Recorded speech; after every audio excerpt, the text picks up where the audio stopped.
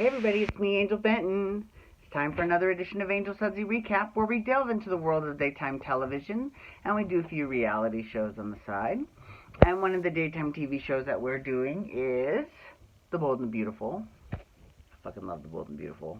I always say that. I love it, though. It's great. Before we get into The Bold and Beautiful, okay, I've got to say, alright, so Matt Lauer was let go today from the Today Show. And the thing is, whether or not you agree with it or whether or not you believe the stories or whatever, you know, people are all, there's been articles all about how if you believe in Schadenfreude or if you are, you know, taking delight in this man's, you know, firing, you go to Twitter.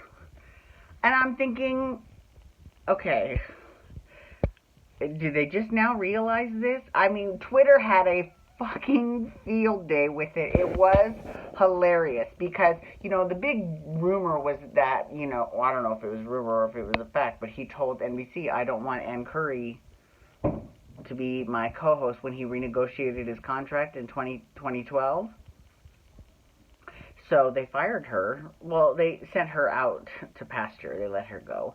But, I mean, I'm sure they gave her a nice golden parachute. But still, you know, that kind of sucks, right?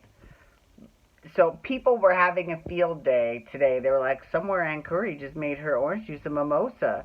Somewhere Ann Curry was just tweeting, was just trending today. And I thought it was hilarious. Because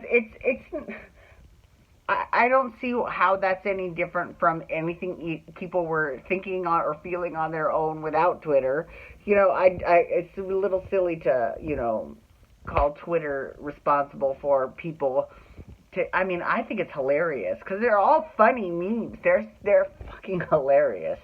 Now, granted, they're not as hilarious as the Susan Banks gifts that I found. And what's funny is that my mom told me today that thanks to last night's video, she spent all day today looking at Susan Banks' gifts, and she was like, oh my god. And she was laughing, and she doesn't even find Susan as funny as I do. I find her a laugh fucking riot. I think she's hilarious.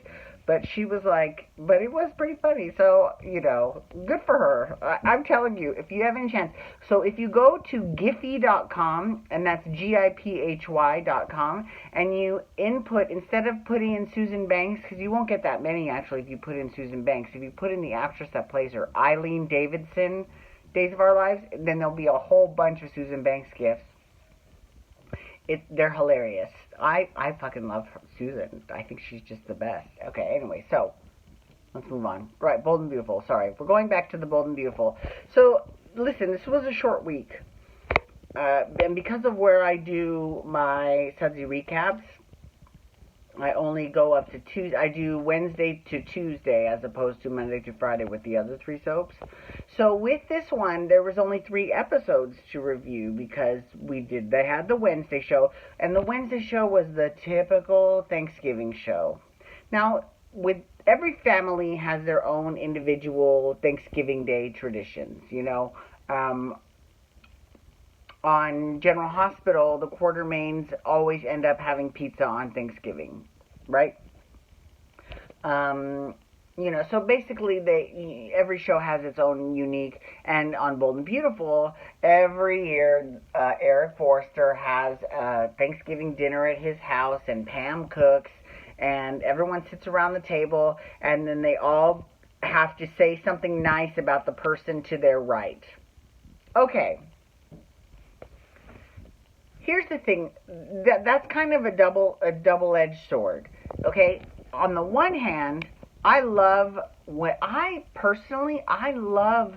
the shit that people like, the unexpected moments.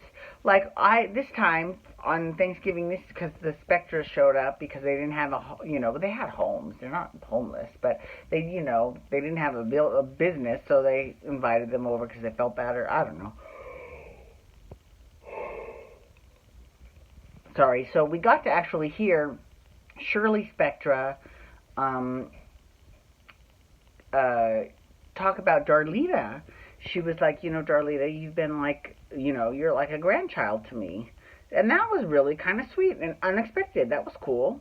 And it was really cool to see Coco talk to Katie and say, you know, you are such a good role model. I love your passion for your work. It's so fantastic. I love working with you. You are the best. I mean, like, and it was real. I mean, those types of moments are really good. Those are great. What I don't care for is manufactured moments to get, you know, people that obviously have some sort of secret or, you know, don't want people to know that they've done something together or whatever, right? They always seat them right next to each other. And they've always got to do some sort of... So, for example, last year it was Quinn and Ridge. This year it's Liam and Sally and Eric and... not Eric. Not Quinn either. It wasn't either one of them. It was Liam and Sally and Steffi and Bill.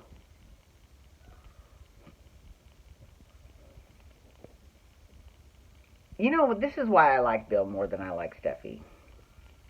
Because even though their divorce isn't legalized yet, him and Brooke are separated. Like, they're done. Like, they're not getting back together. Period. The end of it. Done. Right? But Steffi ended up going right back to Liam right after she slept with his dad. Okay. Wow. Wow, okay. Ugh. Sorry, I got a headache from rolling my eyes so far back in my head. Okay, but anyways, so that's the kind of double-edged sword. That's the tradition that they have on Bold and the Beautiful, you know.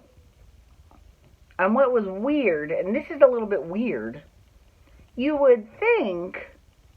So, the new Thorne started on Monday. So, they had the Thanksgiving show on Wednesday, and then Thorne started on Monday. The new Thorne is played by Ingo Rademacher, who played Jax on General Hospital, and he was also on Dancing with the Stars, Dancing for Relevancy, and he was partners with my favorite, Kim Johnson. And he's hot as hell, and I have posted shirtless pictures of him on my Instagram, because I love him. Anywho, he started on on Monday. Wouldn't it have made more sense for him to start on Wednesday on Thanksgiving, for Thorne to come home for Thanksgiving? Don't you think? Right?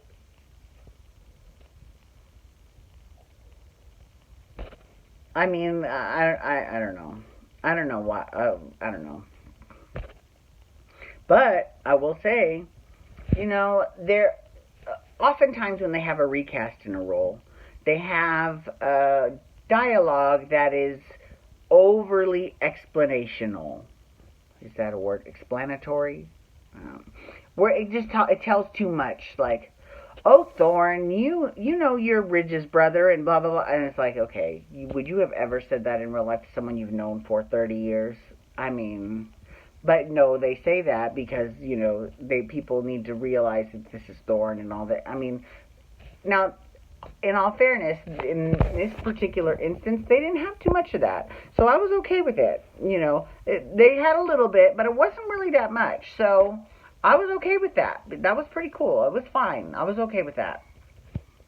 And then, you know, yesterday, you know, we basically found out that Thorne hates it when Ridge calls him little brother. I mean, really, of all the things to complain about, okay. But he did have a point. He was like, you know, the way that when he does it, it's not a term of endearment. It's condescending. It's his way of putting me in my place, of his way. And even if Ridge is not doing it that way and it is a term of endearment, if that's the way that Thorne is perceiving it, that's an issue.